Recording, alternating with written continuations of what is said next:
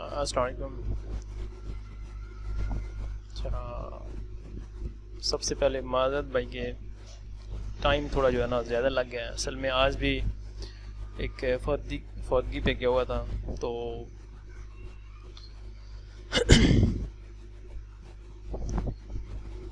बहरहाल चलो एक्सप्लेन करते हैं अब। जो सबसे पहले जो आपकी दो एप्लीकेशंस आपकी बनाई थी ना, एक यूज़र के लिए जो आपके प्रोजेक्ट की थी ना, और एक थी एडमिन के लिए।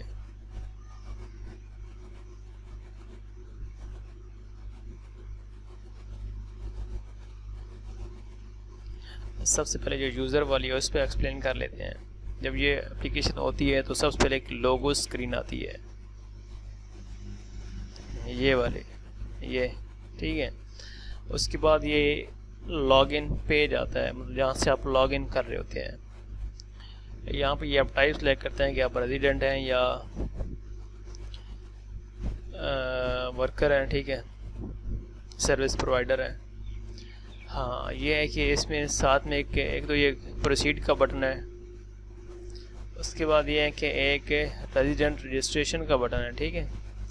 जब इस पर क्लिक करेंगे तो आप रजिस्ट्रेशन पेज पे जाएंगे, तो उधर ही एक लॉगिन का बटन है। अगर आपने इधर से वापस जाना लॉगिन वाले पे तो आप इधर आ जाएंगे।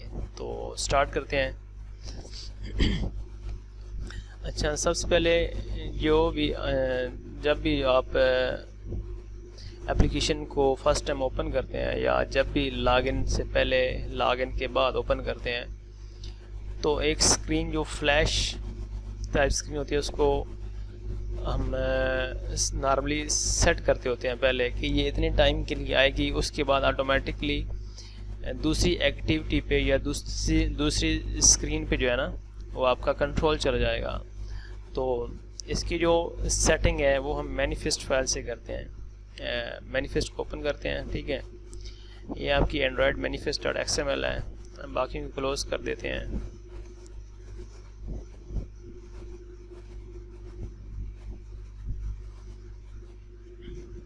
अच्छा, जितनी भी हमारे पास एक्टिविटीज़ है ना सब वो यहाँ पे डिफाइन होती हैं। देखिए ये एक्टिविटी आ गया, name equal to view service request activity, payment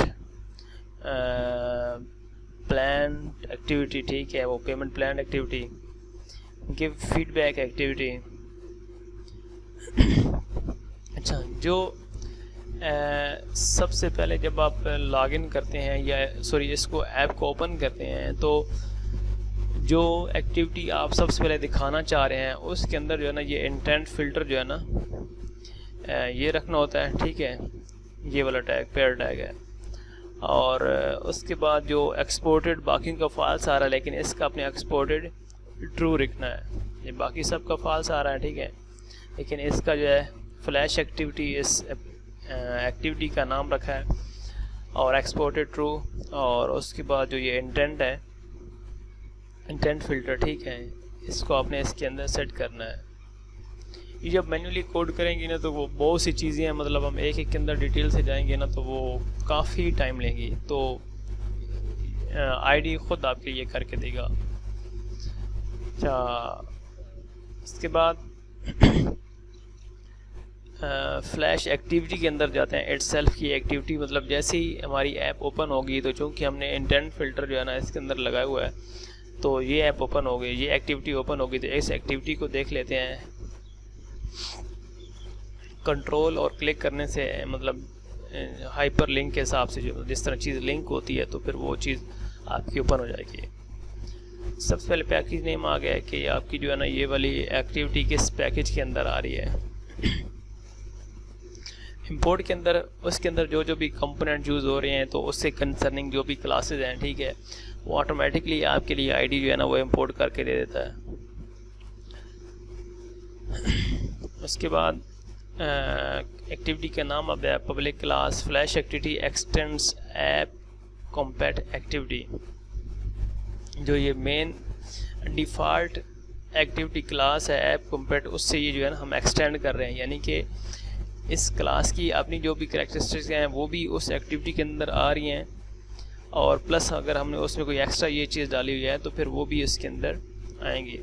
अच्छा, तो यहाँ पे मतलब ये तो इसका डिफ़ॉल्ट यहाँ तक कोड होता है, लेकिन जो यहाँ पे जो है ना ये वाला पोर्शन ये हमने मैनुअली इसमें ऐड किया। इसमें क्या है कि हम जब भी हमने कोई भी ऐसा काम करना हो जो कि एक डिले के साथ हो तो हम ये हैंडलर के थ्रू करते हैं, हैंडलर के थ्रू ना। तो हमने न्यू एक हैंडलर डिफाइन किया है, ठीक है।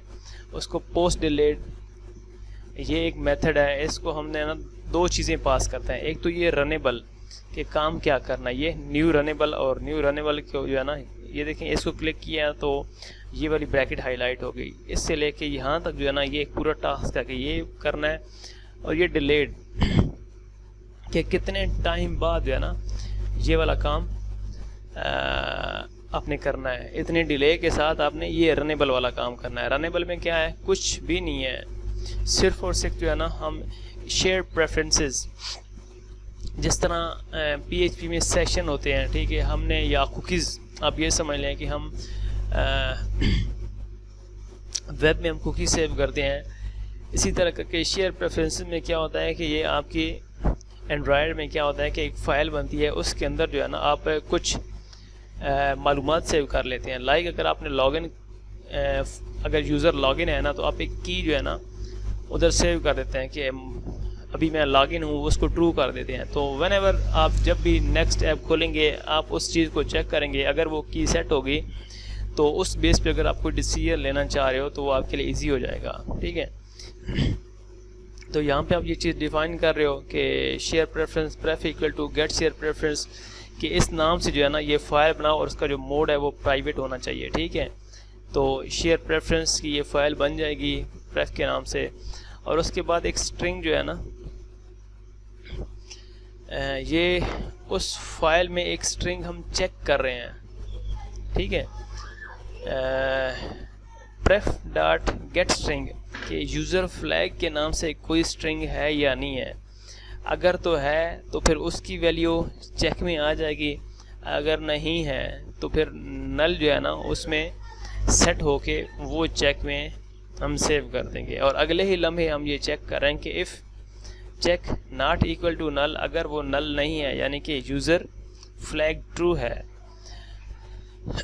तो फिर ये वाला ब्रैकेट का जो कोड है वो एग्जीक्यूट होगा। और इसके अंदर फर्दर जो है ना हम मज़ीद चेक कर रहे हैं कि इफ़ जो चेक डॉट इक्वल्स की जो चेक है उसके अंदर हमने RES सेट किया हुआ है या SP सेलेक्ट किया हुआ है। RES फॉर रेजिडेंट है, SP फॉर सर्विस प्रोवाइडर, कि वो जो की है चेक वाली सॉरी यूज़र फ्लैग वाली, क्या उसके अंदर हमने RES स्ट्रिंग सेट की हुई है या SP सेलेक्ट की हुई है। अगर RES सेलेक्ट की हुई है तो फिर start activity new intent flash activity dot this और resident home activity dot close.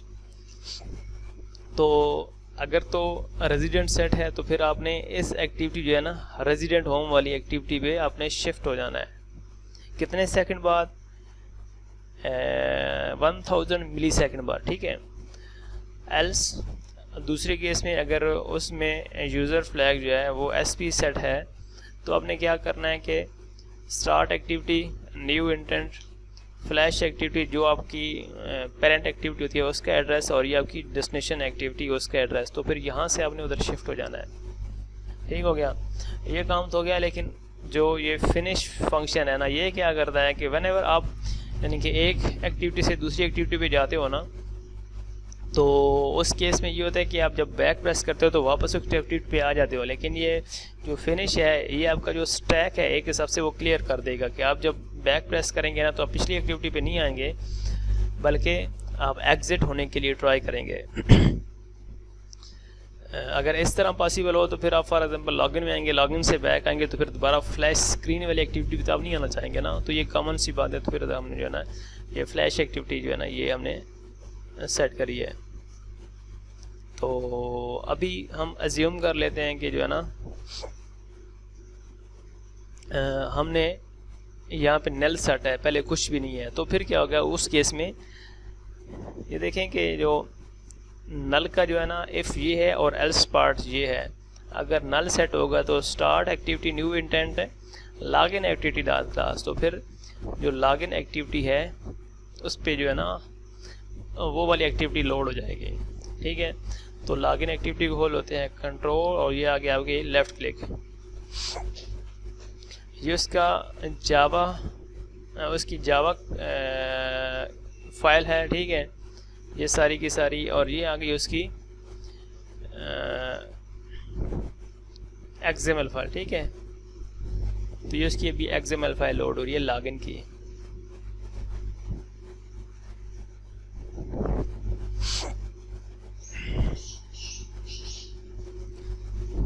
तो एग्जैक्ट मतलब अभी यहाँ पे एमुलेट आईडी में खुली हुई है और यहाँ पे आपको डायरेक्ट जो है ना मोबाइल की स्क्रीन से जो है ना वो आपको दिखा रहा हूँ, तो दोनों आपको सेम नज़र आए क्योंकि वही चीज़ उधर अभी लोड हुई है। अच्छा, उसके बाद इसको हम स्प्लिट कर लेते हैं कि साथ साथ इसकी आउटपुट और साथ इसका जो कोड है वो आपको नज़र आ जाएगा। तो यहाँ पे जो है ना एक टेक्स्ट व्यू लिखा हुआ है। ठीक है, ये चीज़ तो मैं बहुत पहले आपको प्रोटोटाइप में भी आपको एक्सप्लेन कर दी थी, जो व्यूज़ वगैरह और ये चीज़ें ना। और यहाँ पे जो इनपुट फील्ड्स हैं, अच्छा प्रोग्रेस बार, यहाँ पे फ़िलहाल ये इसकी जो विजिबिलिटी है वो इनविजिबल है। तो व्हेनेवर आप ट्राई करेंगे लॉगिन की ना, तो उस टाइम जो कर्सर घूमना चाहिए ना कि पता चले कि अभी लॉगिन के लिए ट्राई हो रही है। तो ये प्रोग्रेस बार का जो एक व्यू है वो लगाया है। अच्छा, उसके बाद कार्ड व्यू क्या करता है कि एक सिंपल एक हिसाब से एक डिवीजन टाइप है, उसकी आप अलग से आप height width background colour select कर सकते हैं। उसके अंदर कार्ड व्यू के अंदर ये टेक्स्ट व्यू लगाया है, ये जो जिसके अंदर ये इंटर ईमेल ये टेक्स्ट व्यू है, और उसके जो जिसके अंदर ये कंपोज है यानी कि एक जिसने इसे सराउंड किया हुआ है वो कार्ड व्यू है। तो जिस तरह CSS में क्लासेस होती हैं, तो इसमें स्टाइल के नाम से जो है ना, यानी कि हमने कुछ कोड इकट्ठा जो है ना वो लिख के फिर उसको हम जितने भी कार्ड व्यू हैं उसके लिए हम बारी बारी कॉल कर रहे हैं। तो बजाय से कि हम यहाँ पे 10 लाइनें कोड लिखते तो ये जो है स्टाइल है, ऐसे क्लिक करने लगाऊँ तो थीम्स, ठीक है, थीम्स के अंदर ये एक स्टाइल मैंने डिफाइन किया है, कार्ड व्यू स्टाइल। ठीक है, तो एक तो इसको इनहेरिट करते हैं, यानी कि जो इसका पेरेंट है themes dot compat day night no action bar, तो आपने यानी कि जो डिफ़ॉल्ट थीम है उससे इसको इनहेरिट करना होता है। जो इसकी मेन चीज़ है वो ये है, item name equal layout width match parent item next item layout height wrap content और margin top 12 dp device pixel और जो कार्ड कॉर्नर रेडियस 5 dp।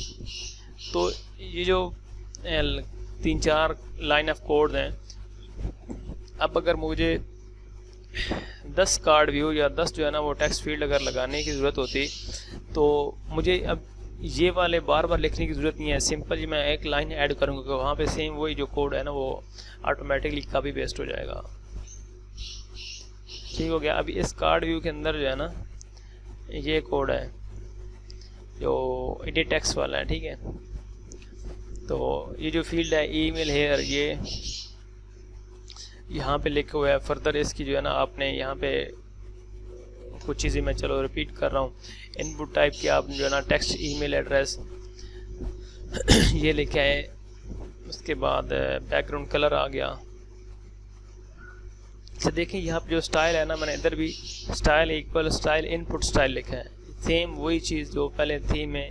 तो इधर जितनी भी ये चीज़ें हैं ना सारी की सारी उधर जो है ना वो रिफ्लेक्ट हो रही है। जो भी यहाँ पे कोड लिखा है सारी के सारी वो CSS की क्लासेस की तरह वहीं पे वो दोबारा जो है ना रिपीट हो रहा है। अब मतलब फॉर एग्जांपल जिस तरह ये रजिस्ट्रेशन वाला पेज है, यहाँ पे भी यही चीज़ सारी की सारी आ रही है। तो बस एक जगह पे कोड लिख दिया, फिर अगली दफ़ा जहाँ भी यूज़ होगा तो बस एक लाइन से हम उस पूरे कोड को रेफ़र कर लेंगे।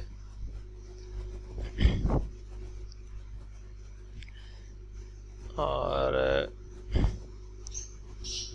ये सेम इस तरह का पासवर्ड के लिए आ गया। ये स्पिनर, अब स्पिनर जो होता है ना वो ड्रॉप डाउन लिस्ट के लिए होता है। जिस तरह नॉर्मल हम जो है ना HTML में हम सेलेक्ट के थ्रू वो ड्रॉप डाउन लिस्ट बनाते हैं, तो इसमें ये स्पिनर है। तो स्पिनर की आपने ये हाइट विड्थ सेलेक्ट कर लिया। उसके बाद इसको हम जो है ना इंट्रीज का टैग होता है, इसके अंदर हम एक अरे टाइप इंट्रीज डिफाइन करते हैं। इस पर मैं क्लिक करके आपको दिखाता हूँ। ये देखिए स्ट्रिंग में हमने स्ट्रिंग अरे, और इसमें एक आइटम हमने रेजिडेंट डाला है, एक आइटम हमने सर्विस प्रोवाइडर डाला है। तो सेम वही दो चीज़ें जो है ना, ये वाला रेजिडेंट और सर्विस प्रोवाइडर, ये आपको इधर शो हो रहे हैं, ठीक है। तो इसको हमने इधर एंट्रीज दे दी हैं। अच्छा, इसके बाद एक और लीनियर लेआउट जो है ना वो डिफाइन की है। लीनियर लेआउट में ये होता है कि एक के बाद दूसरा, दूसरे के बाद तीसरा, इस तरह तय दर तय चीज़ें जो है ना हम उसको अरेंज कर सकते हैं। तो ये एक ईजी यानी कि एक लेआउट है जिसमें हम चीज़ें ईजीली अरेंज कर सकते होते हैं। यानी कि इसकी एक आप जो है ना ओरिएंटेशन देते हैं कि ये चीज़ें जो है ना हॉरिजॉन्टली आप स्टैक में रखेंगे या वर्टिकली रखेंगे, ठीक है। जिस हिसाब से आपने वो करना होता है ना वो आप कर सकते हैं। तो इसकी जो है ना वो टॉप हमारे 30 पिक्सल ये सारा कुछ करके ये ओरिएंटेशन हॉरिजॉन्टल, ठीक है। अब ये हॉरिजॉन्टली है, अगर इसको ओरिएंटेशन वर्टिकल कर दूँ ना तो ये देखें ये चीज़ वर्टिकल हो गई। अभी वर्टिकल इसकी ओरिएंटेशन हो गया है, तो इसको हॉरिजॉन्टल ही रहने देते हैं, ठीक है। और ग्रेविटी के आपने कहाँ से इसको किस रेफरेंस से ये चीज़ें अलाइन होंगी, सेंटर से, लेफ़्ट से, राइट से, तो फिर वो भी उसको डिफाइन कर सकते हैं। उसके बाद जो है ना ऐप कॉम्पैक्ट बटन, ये जो है ना प्रोसीड और रजिस्ट्रेशन वाला, तो ये सेम वही बटन है। हम अब करेंगे क्या कि जितनी भी ये टेक्स्ट फील्ड्स हैं ना इनकी हमने आईडीज़ यहाँ पे लगाई हैं। जो हमारे व्यूज़ है ना, जिस तरह एडिट टेक्स्ट हो गया, ये एडिटी पासवर्ड आईडी